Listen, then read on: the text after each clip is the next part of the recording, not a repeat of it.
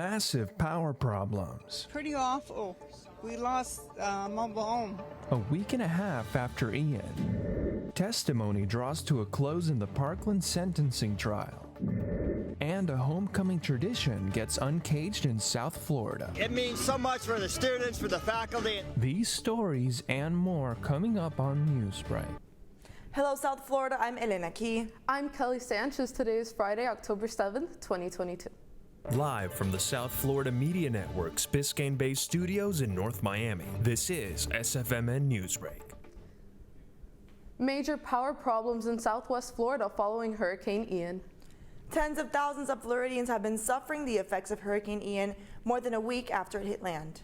Many were left without electricity, drinking water, and some without homes. The sad part about it is I have yet to see a government official or anyone that came into our community. My patience is gone. People in my community, they lost everything. I don't have to live on Sanibel or Fort Myers Beach to be one of the people that they care about.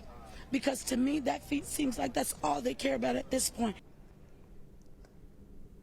Help is on the way with nearly 2,800 FEMA staff trying to restore order, but the residents are tired and frustrated of the long waits that have left them with unanswered questions. Testimony is now over in the sentencing trial of Parkland shooter Nicholas Cruz. Yesterday, prosecutors rested their rebuttal case. Closing arguments will begin Tuesday, followed by deliberation on Wednesday. Jurors will be sequestered during this process as they deliberate. They will decide whether Cruz should be sentenced to death or get life in prison. The 430-foot-tall Orlando ride where a teenager fell to his death will be removed. The Orlando Freefall, operated by the Orlando Slingshot, has been closed since March when 14-year-old Tyree Sampson fell to his death after not being secured properly into the attraction. It was announced in a statement online that the drop tower ride at Icon Park will be dismantled. It was not specified when exactly it will be taken down. The injury of the starting quarterback of the Miami Dolphins, refocusing attention on the question, how dangerous can concussions be for athletes? Reporter Victoria Duran from our DC Bureau took a deeper look into this injury can cause lasting effects. Saturday, FIU's football team will face off against the University of Connecticut's Huskies. As every football season rolls around, one issue continues to stand out: concussions. One prominent example is Miami Dolphins quarterback. Tua Tagovailoa is out with what appears to be back-to-back concussions and even had to be wheeled off the field after a particularly hard hit. The National Football League is facing serious questions about their concussion protocols. And when you look at the NFL protocol, it looks good in regards to covering their bases, but where do you say no go, right? We have a saying in the concussion world, in the sports medicine world, is when in doubt, hold them out. The American College of Physicians says concussions have historically not been given enough attention. This type of injury can have neurological risks, particularly if someone suffers multiple or repeated concussions. Symptoms of concussions can include persistent headaches, dizziness, balance issues, and post-traumatic amnesia, among much more. Anytime you see someone with a significant injury and with neurologic signs like that, it's very concerning. And your immediate thought goes to that patient, to their family, to everyone involved, and to making sure that in the moment we do everything we can to provide the most expert and timely care. We want to have the best-in-class care for our athletes. We want to always make the best diagnosis, to get it right, to give the best care for patients, and to keep them safe. And that will be no different in this situation moving forward. The medical community says one of the most worrisome aspects of concussions is the brain deterioration seen even years after suffering repeated concussions, as seen in football players and other athletes of contact sports. Reporting for the South Florida Media Network in Washington, D.C., Victoria Duran. Justice Department officials are waiting today for more classified documents to be turned over that are in possession of former President Trump, kept at his home in South Florida. Federal prosecutors believe that there are even more documents at Mar-a-Lago and Palm Beach. That's after 300 classified documents were seized by FBI agents back in August. The former president's attorneys have been told they are obligated to turn in any remaining documents. Just weeks before the midterms, President Joe Biden is moving towards decriminalizing marijuana. On Thursday, the president pardoned people convicted of simple possession at the federal level. He encouraged state governors to do the same. He also ordered a review of whether marijuana should be Schedule I narcotic. Moving closer to fulfilling his campaign pledge of decriminalizing marijuana, some think the move is long overdue, while others believe it is a political Hail Mary to distract voters from rising costs before the midterms. Miami's most well-known costume shop is turning 50, and as the network's Anya Joseph reports, it still has its finger on the pulse of what young people want to wear on Halloween. It's finally here. We've reached Spooktober, my personal favorite, and with Halloween coming up, this local shop has got the coolest stuff around. La Casa de los Trugos opened since 1972, hitting its 50-year mark, celebrating the festive holiday with over 15,000 costumes, including one in reference to the pandemic. There's so much new stuff. Some funny costumes like the COVID vaccine. So I get guys go, hey, you want a shot? With projected sales to rise more when Halloween hits on the weekend, sales this year with the holiday falling on a Monday are intended to at least, according to George, go down. Yes, it always happens historically. When it's a Monday, it's not as busy as when it's on a weekend. Mm-hmm.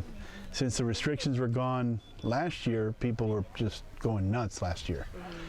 This year we're going to see a decline because last year was a Sunday, so you had all the parties on Saturday, you had the parties on Sunday, and the kids going out on Sunday. But now this year it's a school night. I prepare for the worst and hope for the best, as they say. But with the range of costume pieces and decor, this manager has one message to relay. Celebrate, decorate, go out, have fun. That's a fun holiday. And, eat a lot of candy. Whether you're getting spicy or scary this year, give them pumpkin to talk about. I'm Anya Joseph reporting for the South Florida Media Network. After very explosive mistakes, students at high school in Florida could be saying bon voyage to an annual tradition. That's still ahead, and so is the story. It means so much for the students, for the faculty and the staff. We do the crowning ceremonies, and we get everyone really excited about homecoming. School spirit getting uncaged at Florida International University. Newsbreak will be back in 2 minutes. Type 2 diabetes can have a big impact on your life. But how can it be prevented? Well, the first step is knowing if you have something called prediabetes. Take the 1-minute risk test today at doihaveprediabetes.org. I know kids worry about a lot of things. Getting enough food to eat shouldn't be one of them. Through a nationwide network of food banks, Feeding America serves virtually every community in the United States. See how you can help your community. Visit feedingamerica.org.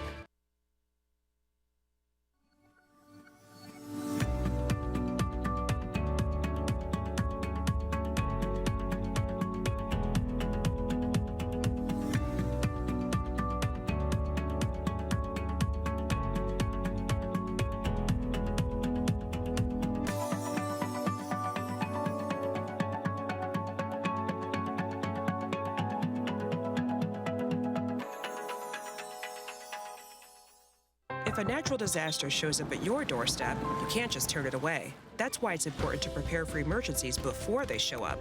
Go to ready.gov/plan to find the tools and tips you need. And make a plan today.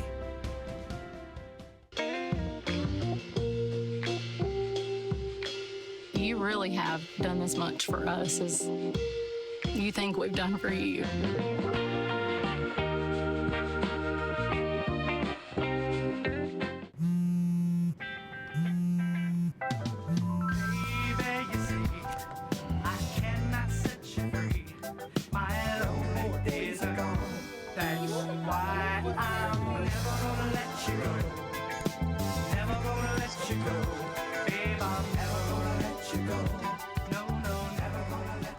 Here you go. Thank you. Thank you.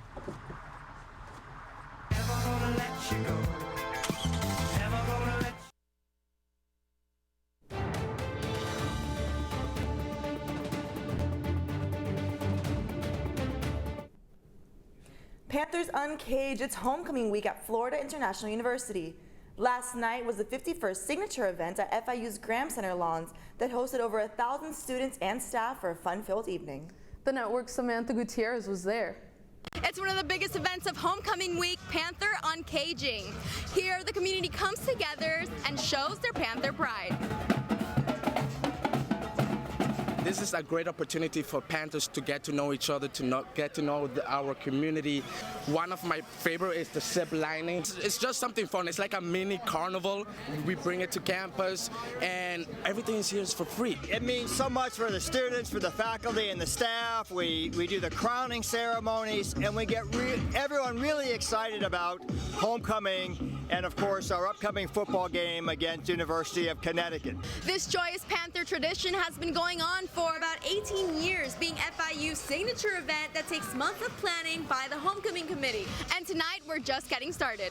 I'm here to make friends, have fun, and enjoy what the amazing homecoming council has put together. It's really awesome. They did a great job, spent months planning all the way starting in the summer.